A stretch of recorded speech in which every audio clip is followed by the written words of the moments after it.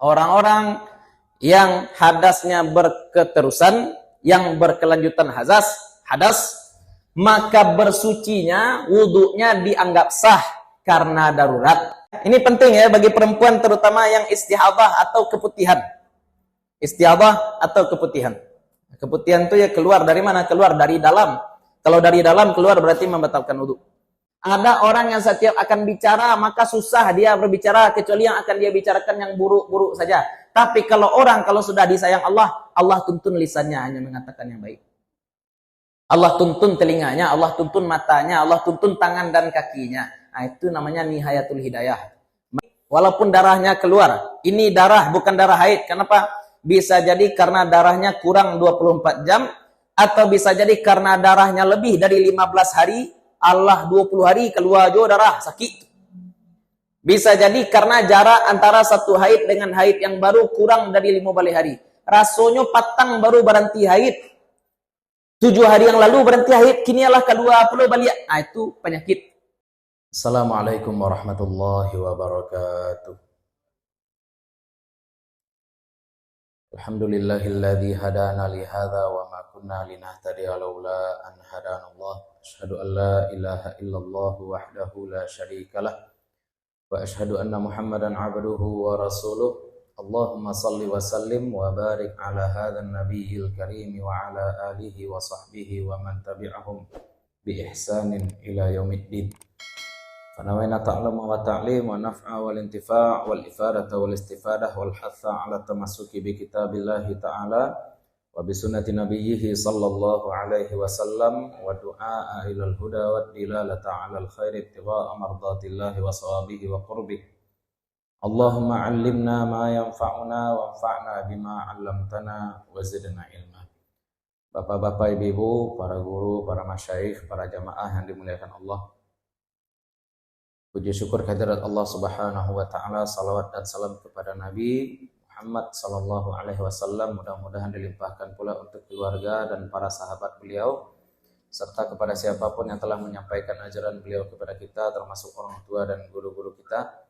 Mudah-mudahan kita, keluarga kita, anak cucu kita semuanya tetap berpegang teguh kepada apa yang telah dibawa oleh Nabi Muhammad sallallahu alaihi wasallam, sehingga nanti di akhirat kita bisa dibangkitkan bersama-sama dalam barisan beliau dan mendapatkan syafaat dari beliau. Selanjutnya mohon maaf karena hari Kamis kemarin libur ya Bu ya. Kemarin ya libur karena ada urusan keluarga keluar pulau ya, keluar kota.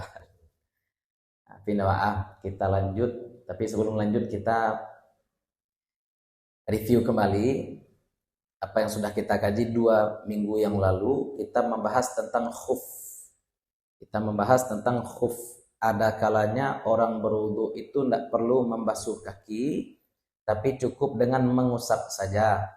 Ini karena ada perbedaan qiraat ketika membaca surat Al-Maidah ayat 6. Bisa kita baca wamsahu biru'usikum wa arjulakum, dan ini qiraat yang kita pakai. Ada juga yang membaca wamsahu biru'usikum wa arjulikum. Dengan kata lain, kalau dibaca arjulakum, kaki itu dibasuh sebagaimana kita membasuh tangan. Kalau dibaca wa arjulikum, maka kaki diusap sebagaimana kita mengusap kepala, tidak dibasuh.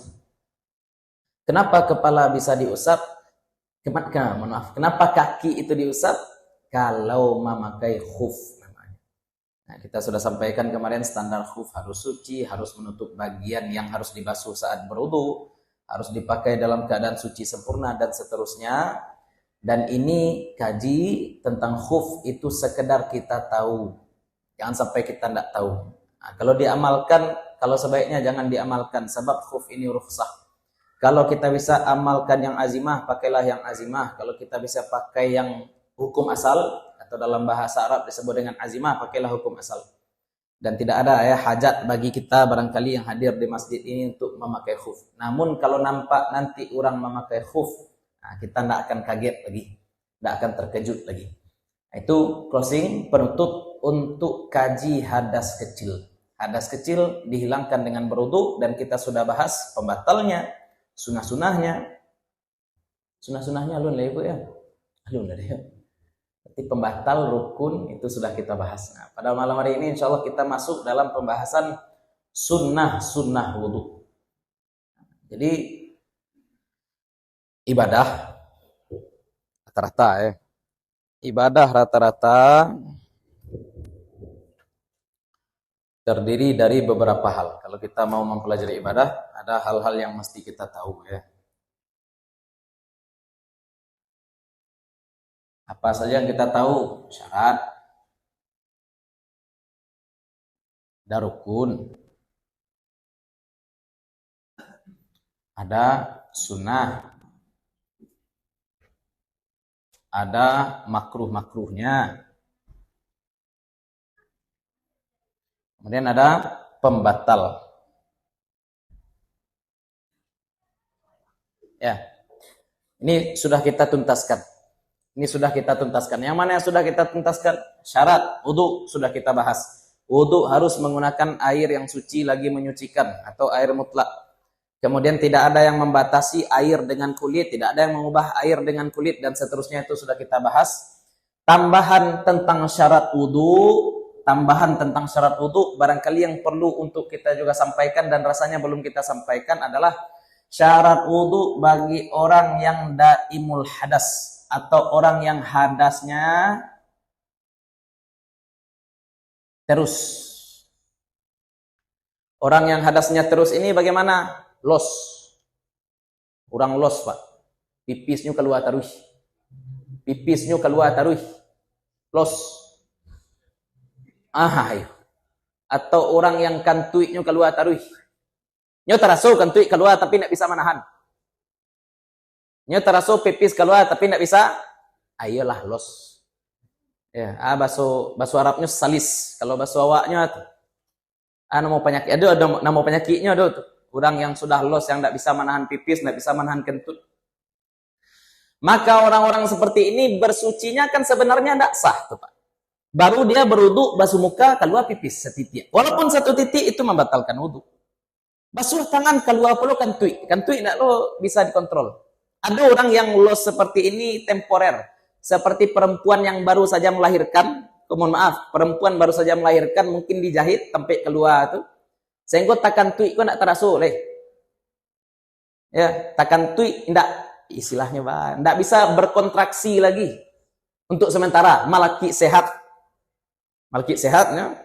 Sehingga kita keluar saja kan tui ndak bisa mengontrol. Nah, orang-orang seperti ini bagaimana? Sebenarnya wudunya ndak sah. Baru basuh muka tepat juga kan tui. Ulanglah basuh muka balik. Ya, basuh muka, basuh tangan, usap kepala. Pas kamu basuh kaki, yang kaki seketik keluar lo balik. Ya, dek los. Berarti kan dah sudah-sudahnya bau luak tuh. Nggak akan tuntas-tuntas dia berwudu. Ini orang mendapatkan masyaqqah. Ini ada beban. Dan Allah Subhanahu wa taala katakan la yukallifullahu nafsan illa wus'aha. Allah tidak memberikan beban kecuali sesuai dengan kelapangan seseorang. Nah, orang yang hadasnya terus ini termasuk juga perempuan istihadah. Haidnya sudah tuntas, tapi darah masih terus keluar. Ya, bisa jadi haidnya itu kurang dari sehari semalam, bisa jadi darahnya lebih dari 15 hari, bisa jadi belum lagi 15 hari sudah keluar pula haid yang baru. Itu 3 standar ya. Kapan kita katakan perempuan itu sakit walaupun darahnya keluar? Ini darah bukan darah haid. Kenapa? Bisa jadi karena darahnya kurang 24 jam. Atau bisa jadi karena darahnya lebih dari 15 hari, Allah 20 hari keluar juga darah, sakit. Bisa jadi karena jarak antara satu haid dengan haid yang baru kurang dari 15 hari. Rasanya patang baru berhenti haid. 7 hari yang lalu berhenti haid, kini Allah keluar perlu balik. Itu penyakit. Ya, nanti kita bahas lebih detail dalam pembahasan haid. Pokoknya orang yang hadasnya terus itu termasuk yang tadi los buang air kecil, los kentut, kemudian juga orang yang istihadah, perempuan. Orang seperti ini sebenarnya bersucinya tidak sah. Karena baru saja dia basuh muka, keluar hadas. Baru saja dia basuh tangan, keluar hadas. Tapi kalau dipaksa bersuci secara sempurna, tidak mungkin. Sehingga bersucinya atau berwudunya dianggap sah. Dianggap sah karena darurat. Ya, orang-orang yang hadasnya berketerusan, yang berkelanjutan hadas, maka bersucinya, wudunya dianggap sah karena darurat. Maka di sini kita pakai standar darurat. Ad-daruratu tuqaddaru biqadariha. Darurat orang yang seperti ini diukur sesuai dengan kadar daruratnya. Kapan bersucinya disebut darurat? Pertama, kalau waktu sudah masuk. Perempuan istihadah baru berwudu, mohon maaf, keluar darah. Keluar sesuatu dari dua jalan, batal wudu. Ya. Keluar sesuatu dari dua jalan, batal wudu. Tapi karena darurat, wudunya dianggap sah. Walaupun darah tadi keluar. Tapi kapan dia berwudu dianggap sah? Dia baru berwudu dianggap sah itu kalau waktu masuk. Kenapa? Lah tasasa. Waktu masuk berarti kewajiban sholat sudah ada. Beda dengan orang sehat, Pak. Bapak ibu mau sholat zuhur jam 12:30 atau jam 12 sholat 1/4, wudu dari jam 10 boleh. Karena sehat. Tapi kalau orang seperti ini, ya, dia berwudu jam 11, waktu sholat belum lagi masuk. Atau berwudu jam 12, belum waktu lagi masuk. Itu belum darurat. Kewajiban dia untuk sholat belum ada. Kapan darurat itu disebut darurat? Kalau sudah ada kewajiban sholat. Kapan sholat itu wajib? Kalau waktu. Jadi kalau alun masuk waktu lai, orang-orang seperti ini tidak boleh bersuci. Tunggu waktu masuk, baru bersuci. Syarat yang kedua, harus diiringkan, ya. Diiringkan. Kalau orang-orang seperti ini, mulainya dengan apa? Istinja, kemudian ganti pembalut. Ganti pembalut bagi perempuan istihadah. Kalau bagi orang-orang yang tidak bisa menahan pipis, berarti ganti pempes. Kalau orang tidak bisa menahan buang air besar, berarti ganti pempes. Atau mohon maaf, ada satu lagi perempuan yang keputihan. Selalu keluar keputihan. Cairan perempuan keluar terus. Dari mana keluarnya? Dari dalam. Kita katakan semua yang keluar dari kemaluan, baik itu kubul maupun dubur, membatalkan wudu. Nah, mungkin dia pakai pembalut khusus untuk itu, ya, ganti pembalut. Maksudnya apa? Pembalut yang tadi sudah terkena najis, campaan leh. Pakai pembalut baru yang suci. Setelah diganti pembalut, istinja dan ganti pembalut, wudu. Setelah wudu, siap-siap sholat. Siap sholat itu maksudnya apa? Tutup aurat, cari arah kiblat. Kalau dia mau mencari arah kiblat dan seterusnya, langsung sholat. Ini agak rumit ya untuk orang-orang yang hadasnya berketerusan, daimul hadas, hadasnya berlanjut terus, istihadah kah, keputihan kah. Maka orang-orang ini bersucinya dianggap sah karena darurat. Andai ada satu dari hal-hal ini tidak terpenuhi, maka yang keluar dari kemaluannya tadi membatalkan wudu berarti. Ya, wajib contoh ya. Dan semua ini harus dilakukan tanpa jeda. Tanpa jeda atau mualah. Nah, contoh. Ada orang yang istihadah, perempuan istihadah itu darahnya bukan darah haid sehingga dia tetap wajib untuk sholat. Dia wajib sholat tapi dia berdarah, Ustaz. Iya, bagaimana lagi? Karena kewajiban sholat ada, tapi dia bawa najis. Itu dimaafkan karena darurat. Kapan darurat? Nah ini, masuk waktu dulu. Zuhur misalkan masuk jam 12:15, jam 12:15, wudu dia. Ya, pergi dia ke kamar mandi, kemudian istinja, ganti pembalut. Setelah ganti pembalut, wudu. Setelah berwudu, dari kamar mandi menuju kamar, lalu ke ruang keluarga, nampak TV. Nonton dulu.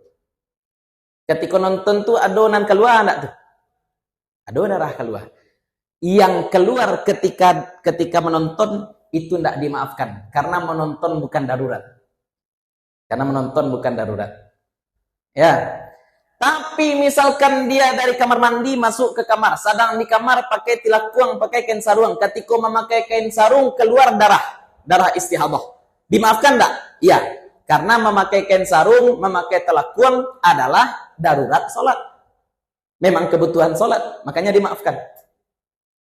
Ya, ini memang kasusnya jarang-jarang ya, tapi kalau ada ini harus diketahui. Mungkin kita sekarang tidak mengalami, Pak. Namun kalau misalkan ada keluarga kita yang mengalami hal-hal seperti ini, na'udzubillah, mudah-mudahan tidak terjadi ya. Paling tidak kita tahu nih. Ya, bersuci, ganti pembalut. Setelah itu wudu, langsung siap-siap sholat. Jangan lakukan hal lain yang tidak ada kaitannya dengan sholat. Kenapa? Karena kalau dia lakukan hal lain yang tidak ada kaitan dengan sholat, kemudian keluar hadasnya saat melakukan perbuatan tersebut, hilang darurat. Kalau hilang darurat berarti tidak dianggap sah. Ini dianggap sah karena darurat. Hilang darurat berarti tidak jadi sah. Tidak jadi sah. Langsung sholat. Tutup aurat, langsung sholat. Tidak boleh ada jeda. Menonton dulu, mauta dulu. Ada jeda yang dimaafkan? Ada. Apa jeda yang dimaafkan? Menunggu jamaah. Ini contoh. Jeda dimaafkan. Dia laki-laki diuji oleh Allah Subhanahu wa taala, misalkan tidak bisa menahan kentut. Contoh. Laki-laki diuji oleh Allah tidak bisa menahan kentut. Contoh saja. Jadi sholat di rumah, wudu. Nah, kalau kentut tidak perlu pakai pembalut ya. Kalau kentut tidak perlu pakai pembalut. Kecuali agak lembut kentutnya pakai pembalut. Ya, diuji oleh Allah los kentut salisul fusa, kalau dalam bahasa Arab ya, salis al fusa, kentutnya keluar terus menerus. Kemudian masuk waktu dia berwudu. Setelah selesai dia berwudu, nutup aurat, istrinya berwudu, mau jamaah. Ya sambil menunggu istrinya duduk dulu, atau nyo salat dulu. Sudah selesai nyo salat, istrinya masih pakai tilakuang. Boleh nyo duduk Ustaz? Boleh. Tapi kalau tidak ada hajat, tidak ada darurat, tidak ada alasan memberi jeda, istilahnya ya main HP-nya dulu, atau nonton TV-nya dulu, yang tidak ada kaitannya dengan sholat, berarti tidak darurat. Kalau tidak darurat, berarti tidak dimaafkan. Labarakan tweetnya keluar sajaknya main HP. Tentu tidak dimaafkan lain. Tidak dimaafkan. Sebab keluarkan tweetnya ketika main HP. Atau keluarkan tweetnya ketika nonton TV. Tapi kalau keluarkan tweet ketika memakai kain sarung, kain sarung ada kaitannya dengan sholat. Ya, ini penting ya bagi perempuan terutama yang istihadah atau keputihan. Istihadah atau keputihan. Keputihan itu ya keluar dari mana? Keluar dari dalam. Kalau dari dalam keluar berarti membatalkan wudu. Itu tentang syarat wudu darurat. Ini tambahan. Yang kemarin kita bahas syaratnya syarat-syarat normal saja ya. Syarat orang normal, airnya air mutlak, tidak boleh pakai air teh, kan itu kejauh. Tidak boleh pakai air kerambi, tidak boleh ke minyak tanah. Minyak tanah itu bunuh diri, itu tidak boleh. Nah, rukun wudu ada berapa? 6. Ya, niat, basuh wajah, tangan, kepala, diusap, kaki, tertib. Sunnah-sunnah ini banyak, makruh-makruh ada 4, kalau dalam Muqaddimah Hadramiyah, pembatal ada 6. 4.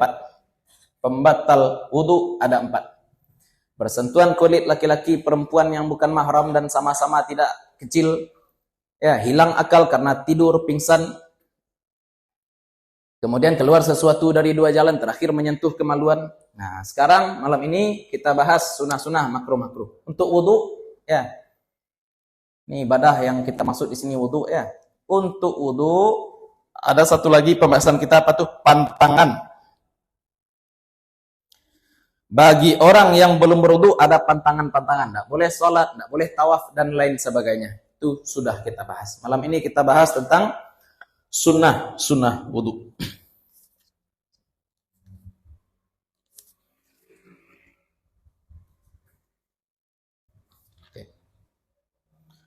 Sunnah wudu banyak. Kalau dalam Muqaddimah Hadramiyah diakui oleh penulis. Ya. Dalam Yaqutun Nafis juga diakui oleh penulis bahwa sunnah wudu itu banyak. Apa gunanya kita belajar sunnah wudu? Bapak Ibu, kalau ada orang yang berwudu hanya sekedar melakukan rukun yang 6 saja. Masuknya ke WC, dibasuhnya muka, ya niat dia dibasuh muka, basuh tangan, usap kepala, basuh kaki. Satu kali saja semua. Basuh muka sekali, tangan sekali, kepala sekali diusap, kaki sekali dibasuh. Itu wuduknya sah atau tidak? Sah. Sekedar sah. Palape hutang. Sah sekedar pelepas utang. Sekedar pengangkat hadas. Tapi kita kan ingin dengan wudhu ini dapat pahala. Kita ingin dengan wudhu itu tidak sekedar mengangkat hadas. Tapi kita juga ingin untuk dapat pahala. Bagaimana caranya agar dapat fadilah pahala dalam berwudu? Lakukan yang sunnah-sunnah. Ya, ada ibadah ke ibadah minimalis. Ibadah minimalis itu palapeh utang. Ibadah minimalis. Contoh, ibu-ibu kewajiban zakat dalam setahun berapa bareh, Bu? 2,5 kilo ya? Kalau ibu bapak cuma bersedekah beras dalam 1 tahun 2,5 kilo, sudah cukup atau belum? Cukup. Cukup untuk apa? Lapeh dari azab. Cukup untuk palapeh utang. Tapi kalau ingin dapat pahala fadilah, tambah dengan sedekah. Zakat itu wajib. Kalau ingin dapat fadilah, tambah dengan sedekah. Puasa dalam 1 tahun yang wajib cuma Ramadan. Kalau ada orang yang melakukan puasa Ramadan dan tidak puasa Arafah, tidak puasa Asyura, tidak puasa Ayamul Bait, tidak puasa Daud, tidak ada puasa Senin Kamis, berdosa tidak? Tidak. Sebab yang wajib cuma puasa Ramadan. Tapi lagi-lagi kita katakan itu ibadah apa namanya? Minimalis. Ibadah minimal. Kita ingin pulang pokok atau balabo? Wah, ingin balabo. Contoh lain ya. Salat yang wajib sehari semalam berapa? 5. Ada orang salat subuh ndak tinggal, zuhur ndak tinggal, asar ndak tinggal, maghrib ndak tinggal, isya ndak tinggal. Tapi dia ndak salat duha, ndak salat tahajud, ndak salat tahiyatul masjid. Berdosa ndak? Indah. Indah. Dapat pahalo wajib dapat. Dapat pahalo labo gadang indah. Pahalo gadang itu apa bahasa Arabnya? Fadilah. Bagaimana caranya agar dapat fadilah? Lakukan yang sunnah. Ya, kalau dalam hadis Arba'in Nawawi juga disebutkan oleh Imam Nawawi, Imam Ghazali juga sebutkan itu dalam Bidayatul Hidayah ya. Senantiasa hambaku mendekat kepadaku dengan amal-amal wajib dan terus dia mendekat kepadaku dengan amal-amal nafilah atau amal-amal sunnah sehingga aku mencintai dia dan dia mencintai aku, kata Allah. Lakukan wajib, lakukan yang sunnah. Kalau Allah sudah cinta pada kita, Allah sudah cinta pada kita, maka kata Allah apa? Ya. Maka aku, kata Allah, menjadi basarahul ladzi yabsuru bihi. Aku akan menjadi matanya, aku akan menjadi telinganya, aku akan menjadi lisannya, aku akan menjadi tangannya. Ini hadis banyak disalahartikan oleh orang wahdatul wujud, hati-hati. Maksudnya Allah menjadi mata kita itu apa? Orang adonan tio buka mata nampak doso sehingga payahnya mentuik mata. Ada orang yang setiap akan mendengar yang terdengar oleh dia kalam-kalam buruk sehingga susah dia menutup telinga. Ada orang yang setiap akan bicara maka susah dia berbicara kecuali yang akan dia bicarakan yang buruk-buruk saja. Tapi kalau sudah disayang Allah, Allah tuntun lisannya hanya mengatakan yang baik. Allah tuntun telinganya, Allah tuntun matanya, Allah tuntun tangan dan kakinya. Nah, itu namanya nihayatul hidayah. May yattaqillah yaj'al lahu makhraja. Allah yang menunjukkan. Allah yang menunjukkan kalau Allah sudah sayang. Nah, itu gunanya kita tahu yang sunnah-sunnah ini. Gunanya kita tahu sunnah apa, Ustaz? Bukan untuk ditinggal ya. Ada orang ketika mendengar, oh amal ini sunnah, keceknya berarti tidak perlu. Ya, berarti kalau amal ini sunnah tidak perlu dilakukan. Karena pengertian sunnah dilakukan berpahala, ditinggalkan tidak berdosa. Tapi kalau sudut pandang lain, sudut pandang yang lebih baik, ini amal sunnah, maka lakukan. Kenapa? Agar dapat pahala fadilah. Ya, dan sunnah-sunnah wudu itu banyak. Kita sebutkan yang penting-penting pada malam hari ini. Yang pertama, yang disunahkan ketika berwudu adalah siwak. Anggap kita bangun tidur dulu ya. Anggap kita bangun tidur. Anggap kita bangun tidur, Pak. Mau berwudu. Apa yang akan kita lakukan? Dalam hadis Nabi SAW, fala yanghamis yadahu fil ina hatta yaghsilahu thalathan. Jangan celupkan tangan ke dalam bejana sebelum mencucinya sebanyak 3 kali. Berarti yang pertama kali kita lakukan adalah membersihkan alat untuk berwudu. Alat berwudu adalah tangan, kita bersihkan dulu tangan kita. Ya. Tapi masalahnya karena kita ingin agar tangan ini dibasuh dalam kondisi berpahala, kita baca bismillah dulu sebelum membasuh tangan. Sebelum membasuh tangan kita baca dulu bismillah.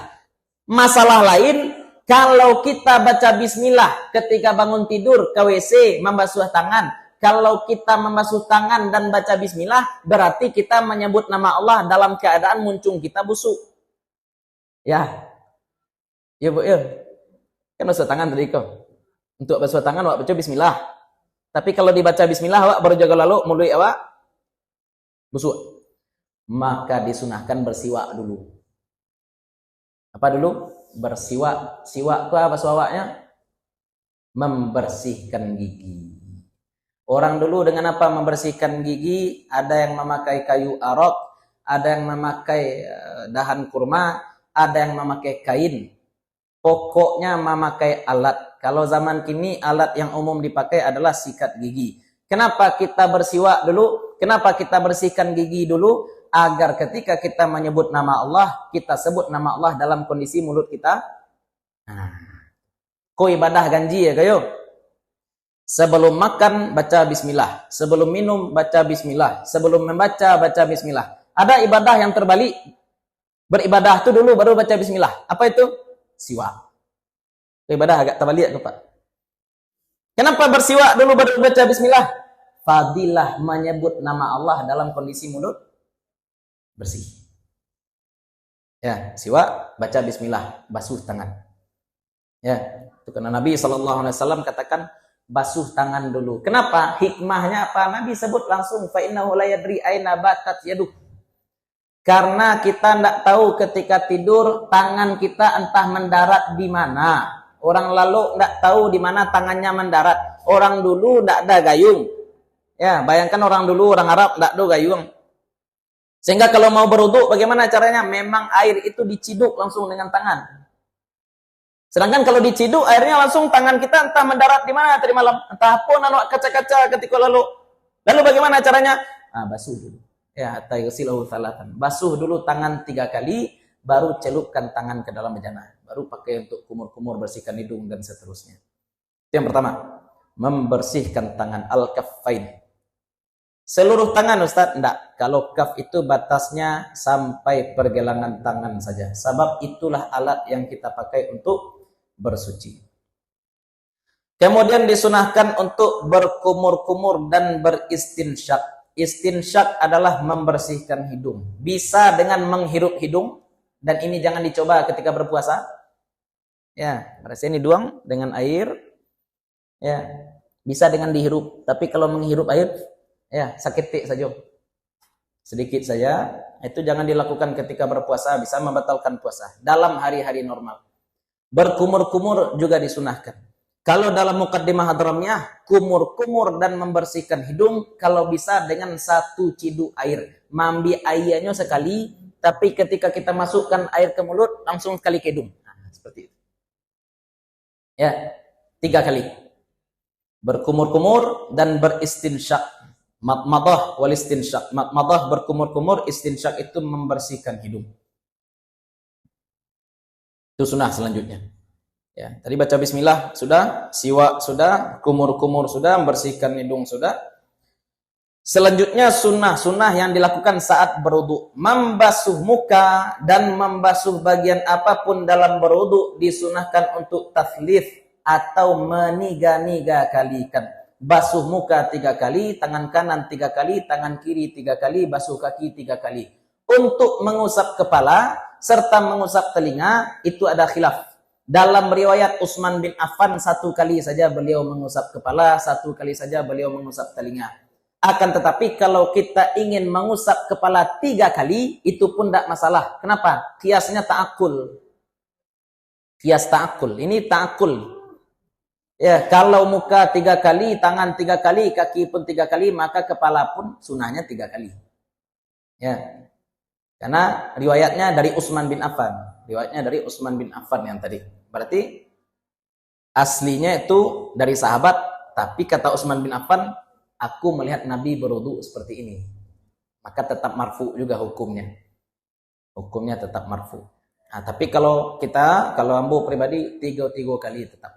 Mengusap kepala pun 3 kali, ya, mengusap telinga pun juga 3 kali.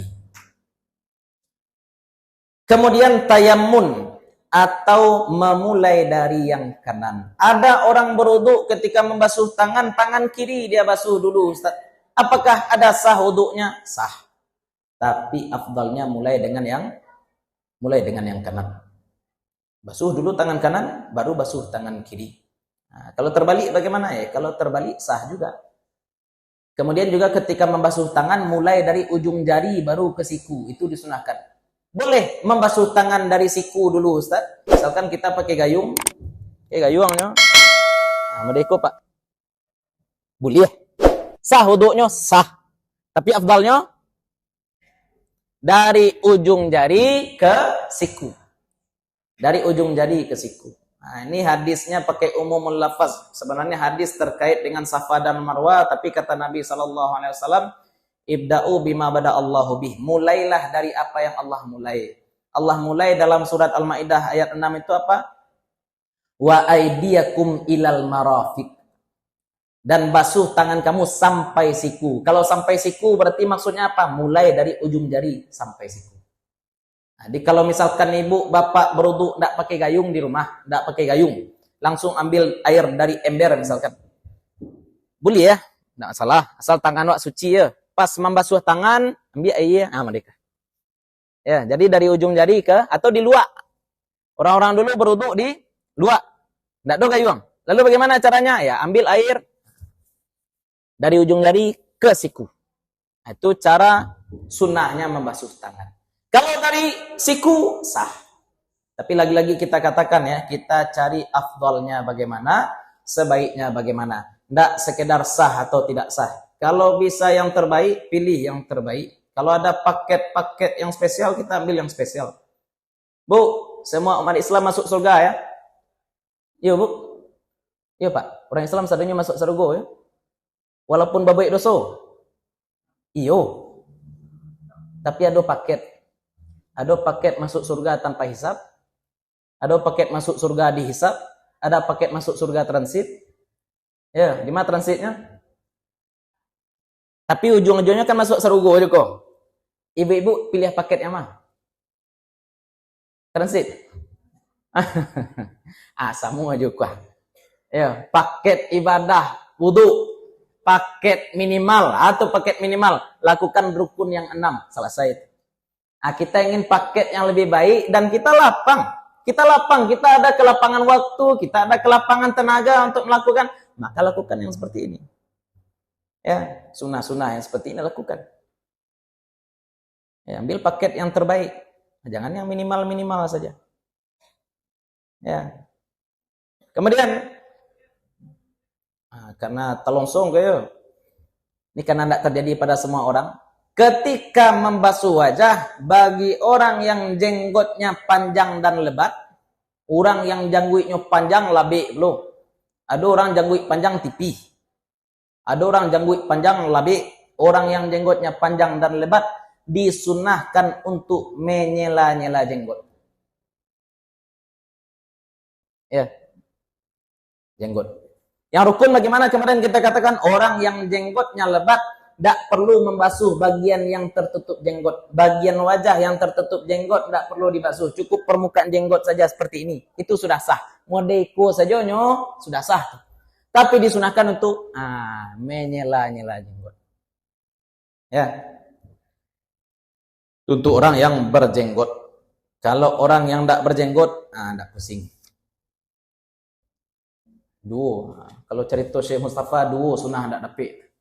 Apa sunnah tidak dapat Ustaz? Sunnah jenggot tidak dapat, sunnah menyela-nyela jenggot pun tidak dapat. Sunnah jenggot tidak dapat, sunnah menyela-nyela jenggot tidak dapat. Tapi kan tidak berdosa Ustaz. Iya, tidak berdosa. Iya, enggak berdosa.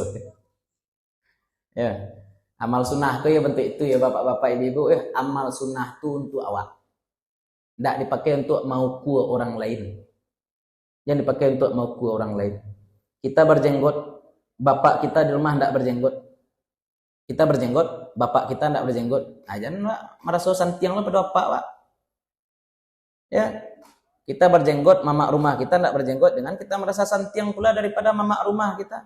Ada di kota Nampe mengadu kambo Ustaz, anak ambo sejak mengaji ko, ambo dek basungui kecilnya cukup lah sungi apa, janggut panjangan.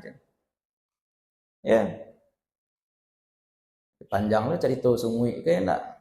Entah pilih maknya dulu ketujuh jambu dek sungui ko lah Ustaz. Ya. Ya enggak masalah. Kalau ada ulama ya, yang tidak berkeras-keras termasuk di situ ayah Buya Hamka itu sungui bentuk orang Belanda dulu bapilin Pak. Ya, mama dia tidak sekedar bersungui ya. Bapak Buya Hamka itu tidak sekedar bersungut, tidak sekedar berkumis, tapi kumisnya bergaya. Bapilin sungui. Ya. Orang dulu kan kalau berang pilin-pilin yang sungui, enggak, orang kini berang cuma dia. Beda, enggak. Tapi tidak masalah. Karena kalau kita lihat ilatnya ya kata Nabi SAW kan khaliful musyrikin. Ya, di antara hikmah Nabi perintahkan memelihara jenggot adalah agar tampilan kita berbeda dengan orang-orang musyrik. Ada hikmahnya di situ. Ya, maka jangan berkeras-keras untuk ibadah sunnah. Ya, yang kareh itu nan wajib baru kareh awak. Nan wajib baru kareh. Nan sunnah itu untuk diri, untuk orang diagih kaji lunak. Ada orang yang belum bisa berpuasa Senin Kamis, aja di sindia-sindia pula. Dia den tuora teluk den puasa Senin Kamis ang mudo baru ndak puasa Senin Kamis peluang aja. Bantu soleh nalo ketika mudo dulu mah. Ya Pak, ada orang pada itu. Nah, enggak usah diukur. Kalau mencari orang adalah matiawa. Oh, yang penting yang wajib lah diselesaikan. Kalau bisa kita ajak dia melakukan sunnah bagus, tapi jangan direndahkan. Jangan direndahkan. Ya. Yang penting dia tidak melakukan maksiat. Dalam agama apa? Amru bil ma'ruf, nahi anil munkar. Yang munkar saja dilarang. Kalau tidak munkar jangan dilarang. Ada perbuatan tidak munkar, kita tidak suka, jangan dilarang. Nah, rusak nanti agama tidak jadi terwujud rahmat, tidak jadi terwujud Islam, keselamatan tidak jadi. Gara-gara gaya kita beragama. Bukan agama yang salah, tapi gaya kita beragama yang bermasalah. Selanjutnya disunahkan juga untuk memutar-mutar cincin. Kalau bapak-bapak, ibu-ibu memakai cincin, disunahkan untuk memutar-mutar cincin agar air yakin kita mencapai bagian bawah. Bagian bawah cincin. Walaupun memang tabiat air itu masuk ke dalam celah-celah kapiler, walaupun ada sifat air seperti itu, akan tetapi tetap disunahkan untuk memutar-mutar cincin. Kalau sesuatu itu benar-benar menghalangi air, copot dulu. Ada hal yang benar-benar menghalangi air, copot dulu. Tapi kalau sebenarnya benda itu cuma menempel di kulit dan tidak menghalangi air, tidak perlu dicopot seperti cincin, tapi disunahkan untuk diputar-putar. Jam tangan pun seperti itu. Ada yang pakai jam tangan disunahkan untuk menggoyang-goyangkan. Kira-kira. Ya, jam tangan, cincin. Selanjutnya, ketika mengusap kepala disunahkan untuk mengusap seluruh kepala. Seluruh kepala diusap. Basahi tangan, usap kepala sampai ke belakang, balik lagi. Nah, itu kalau ingin dapat sunnah. Usap ke belakang, balik lagi. Ustaz, dalam hadis disebutkan bahwa Nabi mengusap imamah. Imamah, Nabi tidak pakai kopiah, ada Pak. Nabi pakai imamah. Ya, tidak loh, mau kecian modernan mau pakai kan. Ya, tapi imamah Nabi itu imamah lilit, memakainya memang agak rumit. Sehingga Nabi ketika berwudu tidak copot imamah. Ubun-ubun saja Nabi tampakkan sedikit, usap ubun-ubun. Setelah mengusap ubun-ubun, Nabi usap di atas imamahnya. Nah, jadi kalau berkopiah, bapak-bapak yang pakai kopiah, nampak ubun-ubun, ya, sudah diusap ubun-ubun, itu menggugurkan yang wajib. Kalau ingin melanjutkan sunnah, lalukan juga ke belakang. Walaupun pakai kopiah, silahkan. Walaupun pakai kopiah, tetap disunahkan untuk mengusap sampai ke belakang. Mengusap tidak perlu tanganku basah menitiak-nitiak air. Sekedar basahlah jadi itu. Sekedar basah sudah jadi itu. Selanjutnya mengusap telinga. Mengusap telinga ini boleh satali juga palu. Boleh satali juga palu. Tapi afdalnya mengusap telinga dengan air baru. Bima'in jadi. Usap telinga dengan air yang baru. Jangan pakai air bekas kepala. Tidak dilanjutkan. Kalau ingin dilanjutkan dari kepala ke telinga, boleh. Bahkan kalaupun kita tidak usap kepala juga tetap sah. Tapi afdalnya mengusap telinga adalah bima'in jadid dengan air yang baru. Itu untuk mengusap telinga. Selanjutnya disunahkan ad-dalku. Ibu bapak berwudu di keran hidup, kemudian awak baulu mandi-mandiku saja Pak. Kita siramkan tangan kita kepada air keran. Sah wudu seperti itu? Sah. Atau berwudu di luar, di tabik, berwudu di tempat air yang banyak, kita basuh muka, pas basuh tangan kita celupkan saja tangan ke dalam seperti itu. Apakah sah wudu? Sah. Tapi disunahkan ad-dalku. Ad-dalku itu artinya apa? Menggosok. Ya, disunahkan menggosok. Kaki pun disunahkan untuk menggosok. Kalau sekedar disiram kaki bagaimana Ustaz? Ya sah. Sekedar menyiram kaki sah, sekedar menyiram tangan sah, tapi disunahkan untuk ad-dalku, yaitu menggosoknya. Kemudian disunahkan untuk mualah. Jangan ada jeda.